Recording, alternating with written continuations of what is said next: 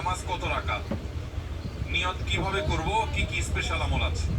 লাইলাতুল কদর বা শবে কদর যেটাকে আমরা বলি, এই লাইলাতুল কদরে দাঁড়িয়ে বেশি বেশি নফল নামাজ পড়বো আমরা। দীর্ঘ রুকু, দীর্ঘ সিজদা, দীর্ঘ কেরাতে, দীর্ঘ স্থিরতার সাথে, সৌন্দর্যের সাথে। তো কোরআন তেলাওয়াত বেশি বেশি করা, দোয়া করা, জিকির আজকার করা, আল্লাহর কাছে আল্লাহ স্মরণ করা, এগুলোর মধ্য দিয়ে আমরা রাতকে কাটাবো। লাইলাতুল কদরে বিশেষ আমল বলতে একটা দোয়াই শুধু হাদিস দ্বারা আমরা জানতে পারি, সেটা হলো নবী করিম সাল্লাল্লাহু আলাইহি সাল্লাম মা আয়েশা রাদিয়াল্লাহু আনহাকে শিখিয়েছেন যে লাইলাতুল কদর পেলে তিনি যেন এই দোয়া পড়েন, আল্লাহুম্মা ইন্নাকা আফুউন তুহিব্বুল আফওয়া ফা'ফু আন্নী। আল্লাহ আপনি ক্ষমাশীল, ক্ষমাশীলতাকে আপনি পছন্দ করেন, অতএব আমাকে ক্ষমা করুন।